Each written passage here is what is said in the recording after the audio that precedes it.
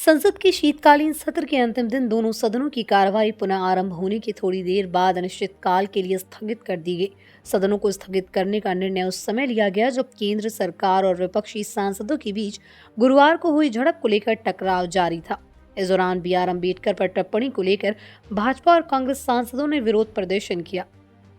इस बीच लोकसभा में जोरदार हंगामे के बीच एक प्रस्ताव पारित किया गया जिसमें समानांतर चुनाव से संबंधित विधेयकों को एक संयुक्त संसदीय समिति को भेजने की मंजूरी दी गई।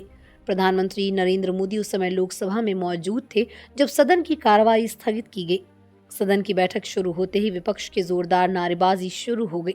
इस प्रकार संसद का ये शीतकालीन सत्र समाप्त हो गया, जो अपने प्रारंभ से ही अशांत रहा। जहां शुरुआत अमेरिकी अदालत में अडानी समूह पर लगे आरोपों को लेकर विरोध प्रदर्शन से हुई, वहीं बाद में ये कई अन्य मुद्दों तक फैल गया जिन्हें विपक्षी इंडिया गठबंधन और एनडीए के नेतृत्व वाली सत्तारूढ़ पार्टी ने उठाया। इसके अलावा इंडिया गठबंधन के सांसदों ने केंद्रीय गृह मंत्री अमित शाह की बी आर अम्बेडकर पर कथित टिप्पणी के खिलाफ विरोध करने का निर्णय लिया, जिसे शाह ने कांग्रेस की छोटी राजनीति कहकर खारिज किया। गुरुवार को राजनीतिक विरोध प्रदर्शनों के दौरान हुई हिंसक झड़पों के बाद लोकसभा अध्यक्ष ओम बिरला ने संसद के गेट पर सांसदों और राजनीतिक दलों द्वारा धरना और प्रदर्शन पर प्रतिबंध लगाने की घोषणा की। लोकसभा अध्यक्ष ओम बिरला ने स्पष्ट निर्देश दिए कि कोई भी राजनीतिक दल, सांसद या सांसदों का समूह संसद भवन के गेट पर कोई धरना या प्रदर्शन नहीं करेगा।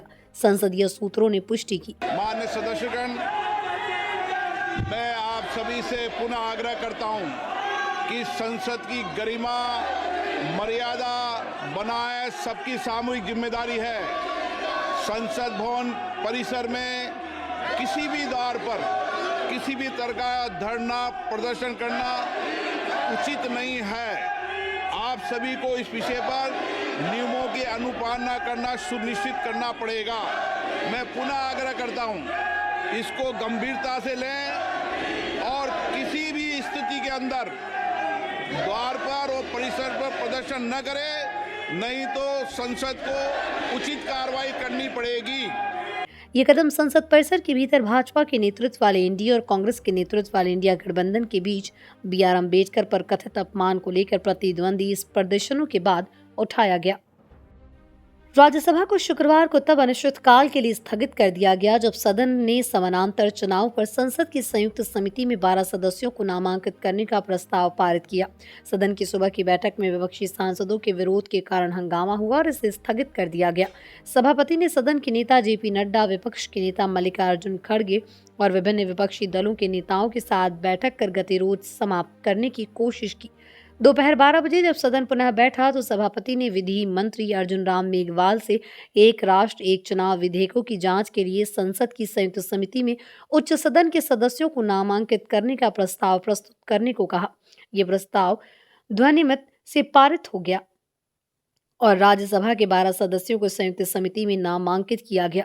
सभापति ने अपनी समापन टिप्पणी में कहा कि इस सत्र की उत्पादकता केवल 40.03% रही और प्रभावी कार्यवाही केवल 43 घंटे और 27 मिनट तक चली। राज्यसभा के सभापति जगदीप धनखड़ ने प्रदर्शन कर रहे सांसदों से आग्रह किया कि वो भारतीयों के लिए एक बेहतर उदाहरण प्रस्तुत करें। उन्होंने कहा कि भारतीय जनता इन दिनों संसद की कार्रवाई से निराश है। लोग एक ऐसी संसद और सांसद चाहते हैं जो राजनीति से ऊपर उठकर सार्थक बहसों में भाग ले। उन्होंने कहा कि सांसद के रूप में हम भारत की जनता से तीव्र आलोचना झेल रहे हैं और सही भी है।